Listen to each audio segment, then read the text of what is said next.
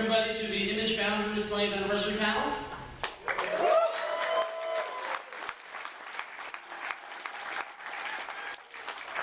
My name is Ron Richards, and I run the website at fanboy.com. And Erik Stevenson asked me to moderate this panel because he knows that when I was 14, Image Comics got me back into comics after I left because I didn't have any money. And then I walked into a comic shop and I picked up Supreme #2, and then I got re-hooked into comics. So, personally, thank you guys for saving my comics career. We apologize. I was 14 at the time, too. So, that's crazy. So, these guys probably don't need any introduction, but we'll do it anyway. Down on the end, we've got Rob Liefeld.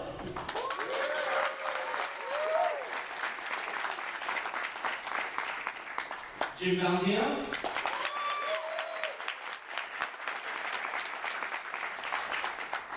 Marc Silvestri.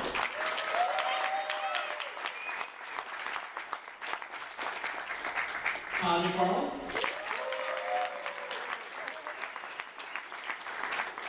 The newest City Charter, Robert Kirkman.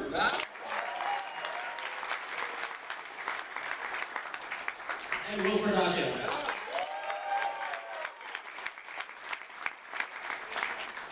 Excellent. So, Jim DC Lee will not be here today. He's standing under the table. He's hanging out with Erik. Jimmy, come on up. Come on up, Jimmy.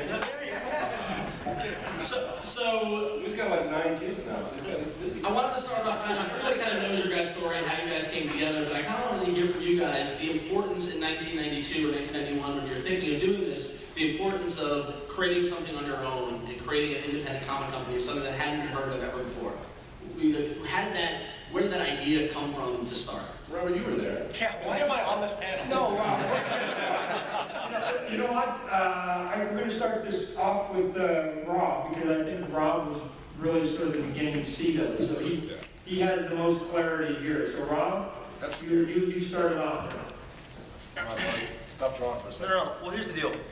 I mean, that's all well and good, but I mean, we're a collective, and the reason Image worked was because it was a collective, and it really started. Erik, Larsen, myself, Valentino had gone out to dinner in San Diego with the guy who was a publisher of Malibu Comics, and we were all jumped to do our own thing. We loved our time at Marvel.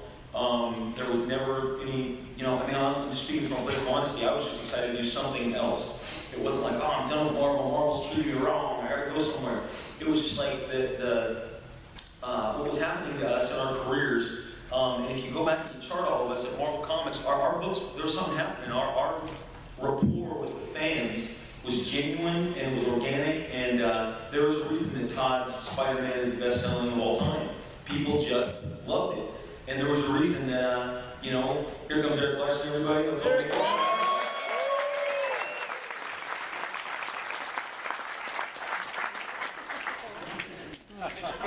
But most important is Todd was on a sabbatical. Todd had just had his first. What did I miss? What happened? Nothing worse. We just talking. But Todd knew all about this. I would talk. My favorite quote in comics is, and Todd knows this. I would call him so much.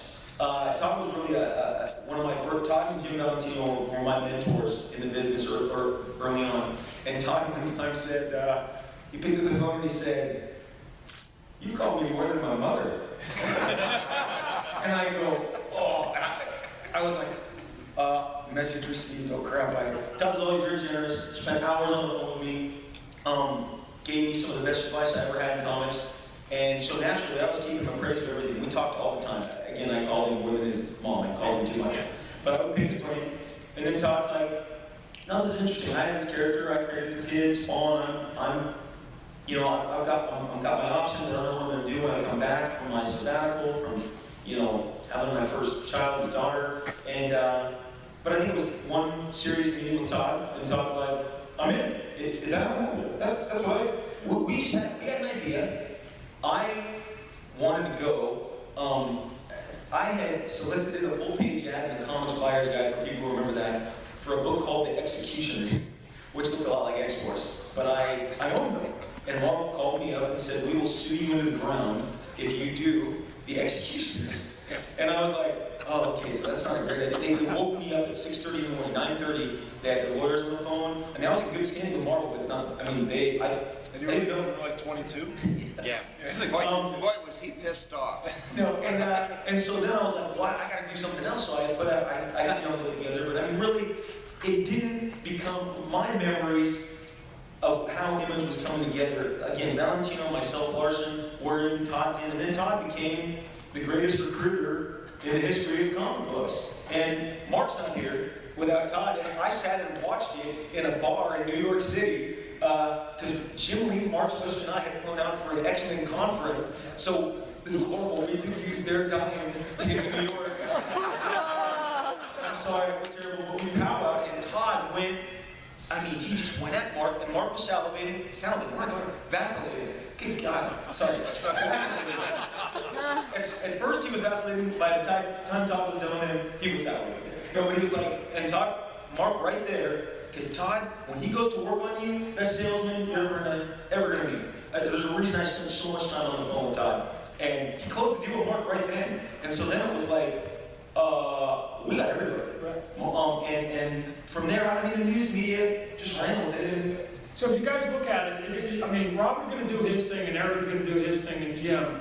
And all of a sudden, it was like, why are we sort of kind of thinking about doing all these things independently? Why have four things?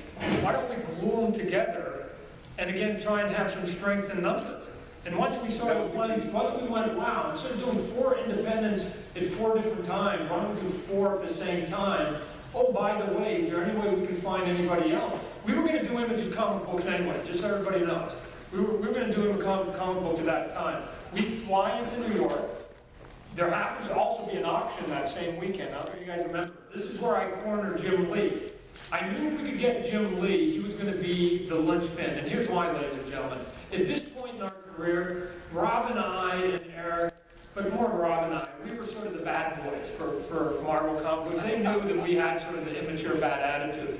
But if we could get the golden boy, which is, and it's true, I'm not saying that in a bad way, I'm saying it in a positive way. Jim Lee was their prototypical sort of face of the company, and if we could get him, it would send a message that, wow, they understood that Rob and Todd were maniacs. But if Jim Lee went... That was his best sale. Wow. That was his best sale. No, that was it. No, if we got Jim Lee, they would go, wow, you know what? Anybody can leave because Jim's coming. So we talked to Jim. Jim was pals with Whilce. So bam, we got two more in there. And then the serendipitous moment, he's staying in the same hotel as us. And I meet him in the lobby, and we're going to go have the conversation with the Image head, or Marvel's head, telling him we're quitting. We're going to start Image, but that wasn't their detail, that was ours. We're going to quit, and he's at the same hotel. I see him in the night, I give him the sales pitch, and I go, oh, by the way, we need an answer by the morning because we're going in to go talk to Marvel. Are you in or are you out? He phones me, I remember going, okay, I'm in. And all of a sudden, bam, we had the seven of us, and we went and made the announcement to both Marvel and DC that same day.